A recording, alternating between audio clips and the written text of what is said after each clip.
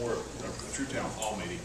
We kept our comments pretty short, and we just opened it up. We just kind of had a roundtable discussion. If that's okay, I think it helps us to hear more what's on your mind, and also questions you may have, because when we're in session, you're probably hearing just maybe what the media's Channel 2 or the AJC or the local paper has, and it may spark some questions. So this year it's been a challenging year in the same respect that the last few years have been challenging. When I first got elected, I've had several colleagues that came in the same time I have and said, those first 2 or 3 years it was real easy being a legislator. It got difficult when the times got difficult. We had to make difficult decisions. As when the economy went down, it's real easy when you're spending, and even under a conservative Republican legislature, we saw the budget increasing every year from when I was first elected. Then all of a sudden in 2008, we didn't just step on the brakes were slammed on us. And we've made significant cuts to the state budget since then. Now, I believe some of these cuts needed to be made, but they really needed to be made beforehand, because government has really gotten larger than anything that our founding fathers had intended it to be. And we needed some correction. But one of the things that we did, and I remember at one time, Governor Perdue was a little, he was mad. Okay, I was trying to find a nice way, but he was mad at me. With myself and a few other guys, because we campaigned on this idea that your money belongs to you. And if the state has a surplus in revenue, that means that we've taken more money, tax money, from the people than it actually took to run the state government. And so the same analogy is, if you go over here to the food line, you buy a gallon of milk that may cost $3 or $4, whatever the cost may be, $4, and you hand the clerk a $20 bill. By law, that clerk's obligated to hand you $16 back. That's your money. But in my opinion, what the state was doing is saying, okay, well, we took more money, but we can spend that $16 for you better than you can. So I made a comment. It was like, we need to return that surplus back. And I remember the governor had me in his office, and he pointed at me and said, we can't cut this budget. We won't be able to keep the lights on. And that was the general consensus of most everybody. About $4 billion after we had cut the state budget, the lights were still on. What it did is it forced us to dig deep and really look for duplication of services, which we are still doing today. I had a conversation with Tricia Pidemore, which is the governor's appointee for workforce development. She said, since I've been in that office, I've already found duplication. We found a lot of expenditures that we didn't need to make anymore. Melvin Everson has done the same thing since Governor Deal has put these appointments in. He said, I know that we can even go deeper. We need to find those places that we can cut that doesn't affect our services, and that's what we're doing. The good news is, because of those difficult decisions that we made as a state a few years ago, we've kept our AAA bond rating. A lot of states cannot say that. We have a balanced budget. Fortunately, we have a constitution that requires that we balance a budget. That's our only constitutional requirement. When we go down to the legislature the second Monday of January, is we cannot leave until we pass a balanced budget, meaning we can't spend a dime more than what we take in. We cannot leverage your children and grandchildren's future to print money like you're seeing out of the federal government. We cannot crank up these huge deficits. Because of that, because of us cutting the size of government, streamlining, but at the same time keeping our AAA bond rating, is why you're seeing businesses like Caterpillar coming into Georgia with 1,400 jobs. You're seeing the development like Lake Point here that's going to bring, the last estimate I heard was about 2,000 jobs. And these are not just temporary jobs. These are jobs to where even the construction, they are committing to buy as much locally and hire as much locally as they can. In fact, it's required in their contracts.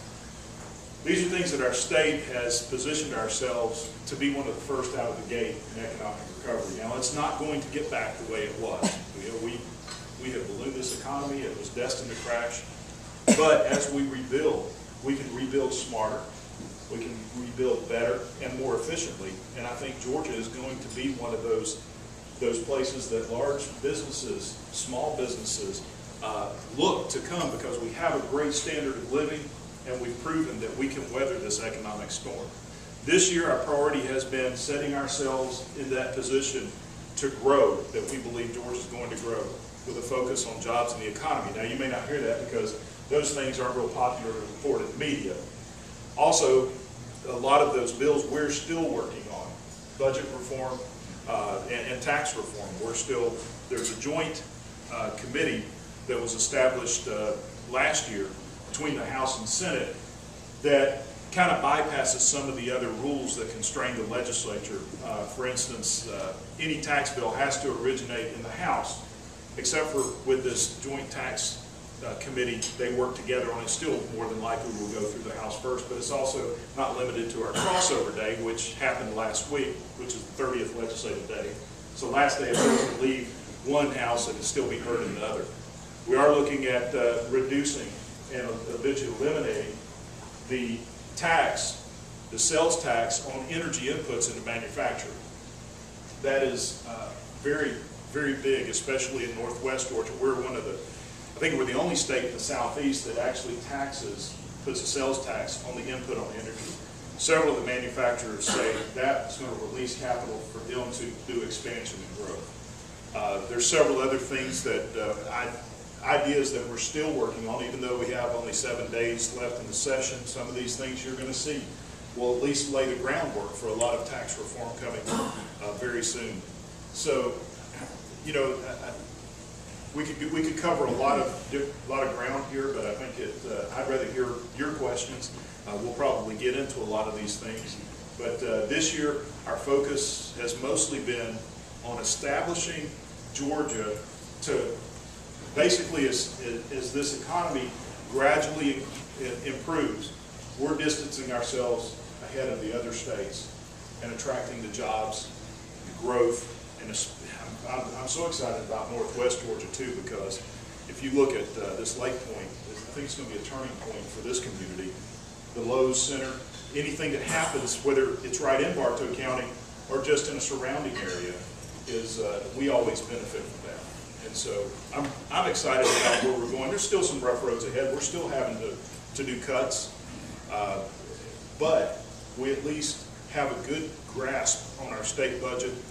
Except businesses are really looking at Georgia. They have a very favorable opinion of us as an economic stronghold, especially in the Southeast. So at this point, I'll turn it over to my good friend, Representative Coomer. Thanks very much. Just so everybody knows, I wasn't texting as I was sitting there. I was taking notes, so I can remember what to talk about and what to follow up. What I wanted to follow up first on a point that Senator Loudermilk made, which was that we have balanced our budget year after year. But another further point that I think you'll appreciate is we've done that over the last several years, including again this year, without raising taxes. And so not only have we kept the lights on, but we've been able to stretch your tax dollars to make them cover what needs to be covered.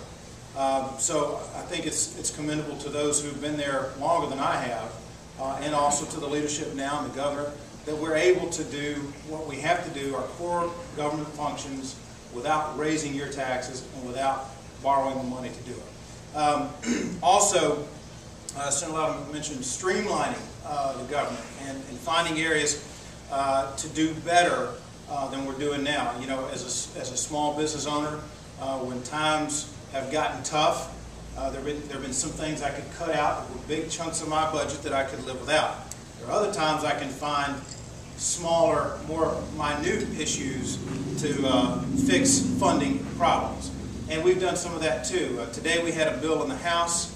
It was a bill that it was actually the only bill on the House calendar today. It was my bill, but it was a Senate bill that removes the Office of the Comptroller General from the Insurance Commissioner's office and put it over in the State Accounting Office.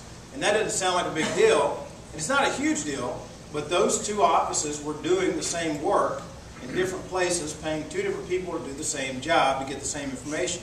So what we do is we eliminate the need for two people to do that job, put it under one roof, and eliminate, streamline some of the government function, eliminate some of that additional waste. So there are places that we're finding to